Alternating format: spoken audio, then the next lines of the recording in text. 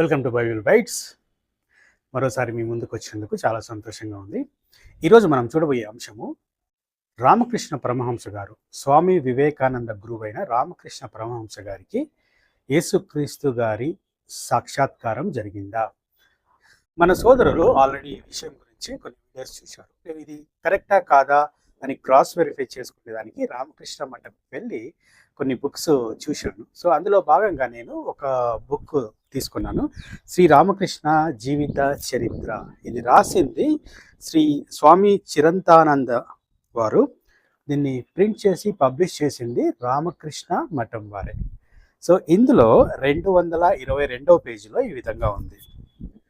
శ్రీ రామకృష్ణుల సువిశాల దృష్టి బహుశా 1807వ సంవత్సరంలో క్రైస్తవ మతంపై ప్రసరింపసాగింది.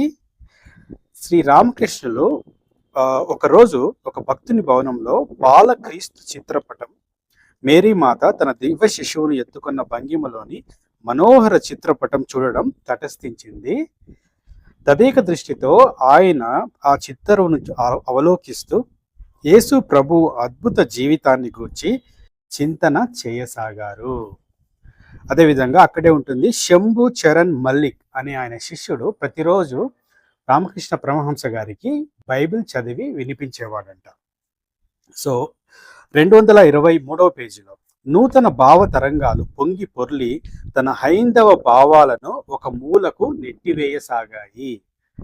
ఈ నూతన భావ తరంగ విజృంభణానికి తన హైందవ దేవతా శక్తి మటుమాయమైపోగా దాని స్థానే క్రీస్తు పట్ల, క్రైస్తవ సంప్రదాయం పట్ల ప్రగాఢ భక్తి హృదయాన్ని ఆక్రమించింది. రామకృష్ణ మఠం వారు ప్రింట్ చేసిన పుస్తకంలోనే రామకృష్ణ పరమహంస గారికి యేసుక్రీస్తు యొక్క భావ తరంగాలు, ఆలోచనలు ఆయన మది నిండాయి.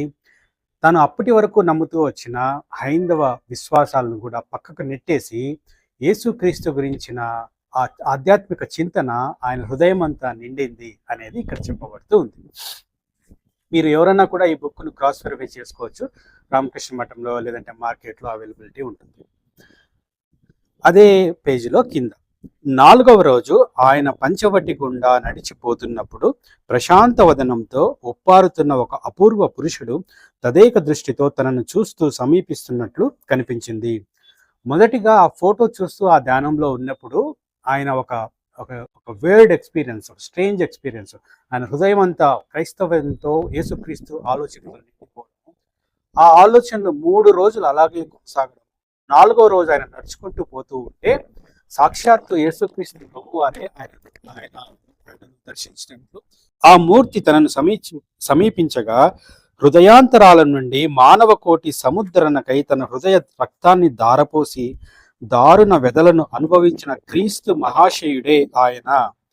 ప్రేమమూర్తి, పరమయోగి అయిన యేసుక్రీస్తు ప్రభువే ఆయన అనే విస్పష్ట భావం మెదిలింది. స్పష్టంగా రామకృష్ణ పరమహంస గారు చెప్తూ ఉన్నారు, మానవ కోటికై రక్తాన్ని దారపోసిన యేసుక్రీస్తు ప్రభువు అని సాక్ష్యం ఇస్తూ ఉన్నాడు. 224వ పేజీలో ఈ విధంగా యేసుక్రీస్తు భగవదవతారమని శ్రీ రామకృష్ణులు నిశ్చయించుకున్నారు. యేసుక్రీస్తే దేవుని అవతారమని సాక్షాత్తు హైందవ్యానికి ఒకానొక పుణ్యపురుషుడు, మూల పురుషుడు, గురువు అయిన రామకృష్ణ పరమహంస గారే సాక్ష్యమిస్తూ ఉన్నారు. నేను ఇంతకుముందు కూడా ఒక వీడియో చేశాను. స్వామి వివేకానంద గారే యేసుక్రీస్తు గురించి చెప్తూ, యేసుక్రీస్తు జీవించిన కాలంలో నేను ఉంటే నా హృదయాంతరంలో నుండి వచ్చే రక్తంతో యేసుక్రీస్తు పాదాలు కడిగి ఉండేవాణ్ణి అని స్వామి వివేకానంద చెప్పాడు. యేసుక్రీస్తు ప్రభువును మానవ దేవుని అవతారము అని చెప్పాడు. యేసుక్రీస్తు ప్రభువును ఒక మహనీయుడు అని చెప్పాడు. నేను దానికి సంబంధించిన వీడియో చేశాను, డిస్క్రిప్షన్లో ఇస్తాను, ఎవరికన్నా కావాలంటే చూడండి. అలాగే 2వ రాష్ట్రపతి అయిన సర్వేపల్లి రాధాకృష్ణన్ కూడా యేసుక్రీస్తు ప్రభువును ఒక గురువుగా, ఏకైక దేవునిగా ఆయన కూడా విశ్వసిస్తాడు. సో నేను చెప్పే పాయింట్ ఏమంటే, రామకృష్ణ పరమహంస గారు చెప్పారని కానీ, వివేకానంద గారు యేసుక్రీస్తు పాదాలు తన రక్తంతో కడుగుతాను అని చెప్పాడని కానీ, లేదంటే మన రాష్ట్రపతి గారు అయినటువంటి సర్వేపల్లి రాధాకృష్ణ గారు చెప్పారని కానీ, యేసుక్రీస్తు ప్రభువును దేవుడు అని నేను చెప్పట్లేదు. యేసుక్రీస్తు ప్రభువు దేవుడు, సత్యదేవుడు, నిజ దేవుడు అని మనకు బైబిల్ చెప్తుంది. అనేక మంది ఎక్స్‌పీరియన్స్‌లతో ఆయన నిజ దేవుడు, సత్యదేవుడు అని యాక్సెప్ట్ చేశారు కాబట్టి యేసుక్రీస్తు దేవుడు. వీళ్ళెవరు చెప్పినా చెప్పకపోయినా కూడా యేసుక్రీస్తు ప్రభువు ఏకైక దేవుడు. యేసుక్రీస్తు ప్రభువు మనుషులను దర్శించాడా అంటే సాధు సుందర్ సింగ్ గారి సాక్ష్యం మనం చూస్తాం. భక్త సింగ్ గారి సాక్ష్యం చూస్తాము. 18,000 శ్లోకాలు 12 సంవత్సరాల్లోనే కంటితా పట్టిన పండిత రమాబాయి గారి జీవిత సాక్ష్యం చూస్తాం. వీళ్ళందరినీ దేవుడు దర్శించాడు. అదేవిధంగా పాకిస్తాన్లో ఉన్న ఒక మినిస్టర్ వైఫ్ బిల్కిస్ షేక్ అనే ఒక మినిస్టర్ వైఫ్ని యేసుక్రీస్తు దర్శించినట్లు చూస్తాము.